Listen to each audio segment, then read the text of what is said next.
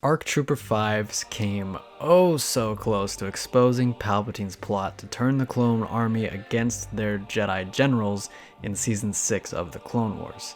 He ultimately failed to warn the Jedi and perished in his attempt. But what if 5 had warned the Jedi? And what if they had believed him? First off, Palpatine would be aware that 5's was telling the Jedi what he knew. His attempts to smear 5's credibility had failed, and now the Jedi believed the trooper. Palpatine's plans were in jeopardy of failing, and he needed to act fast. He prepared to execute Order 66, but first he'd contact his apprentice Count Dooku, needing him to carry out an important task. As for the Jedi, they wouldn't know the complete extent of Palpatine's grand manipulation just yet, but they'd certainly know that he was involved in the inhibitor chips and their capability to turn the clones on the Jedi. As a precaution, the Council would send a warning to all the Jedi throughout the galaxy, instructing them to be wary of the clones.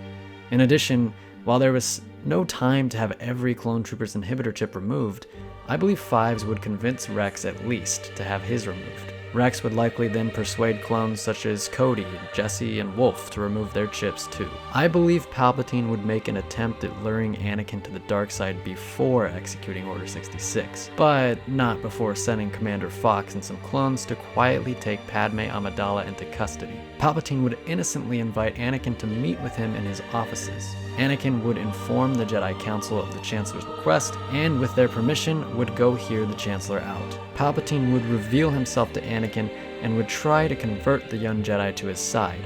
But it simply wouldn't work. By this time, Padme was not pregnant, and Anakin had no dreams of her dying in childbirth.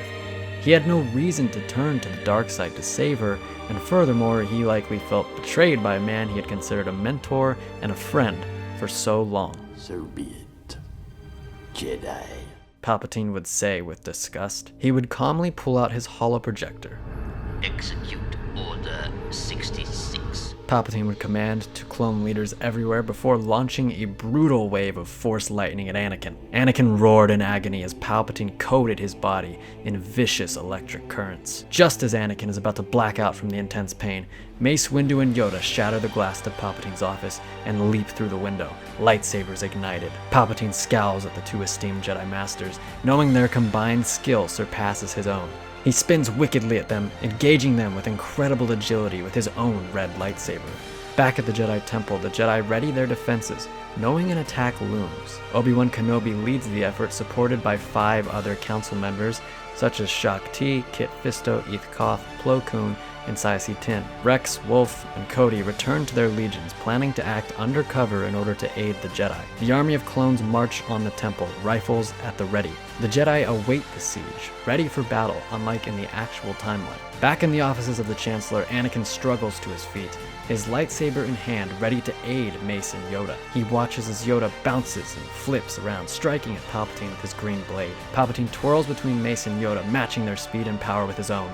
But they are pressing him back, deeper into his office, cornering him. Just then, Anakin's holoprojector activates. Commander Fox appears, his pistol held at Padme's head. He tells Anakin that if any harm comes to the Chancellor, Padme will die. Anakin closes his eyes, crestfallen. He knows what he must do. The Jedi Defenders engage the clone legions in a brutal battle, blue, green, and yellow blades swinging around everywhere, deflecting a hailfire of blaster bolts. Rex, Cody, and Wolf would do all they could to help the Jedi by putting their men in strategically unsound positions. It would be a total bloodbath for both sides.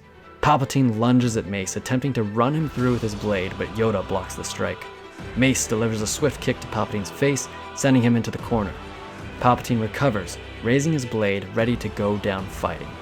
He was immensely powerful, but even he couldn't stand against the combined might of the 2 greatest Jedi of his era. Windu was focused on the Sith, eyes filled with cold determination.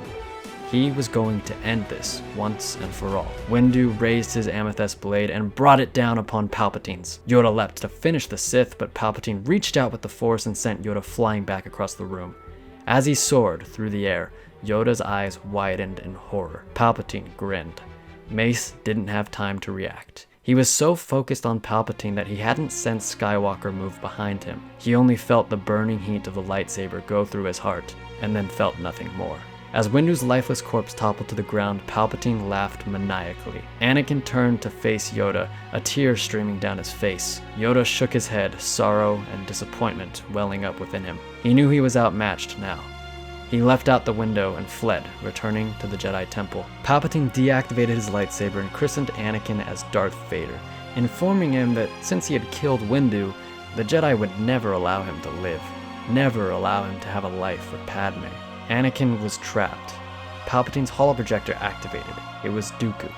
Palpatine looked out his window and saw separatist ships flood into the atmosphere. He smiled crookedly. Palpatine instructed Dooku to only attack civilians and clones, and to ignore the Jedi Temple. It was all part of his plan.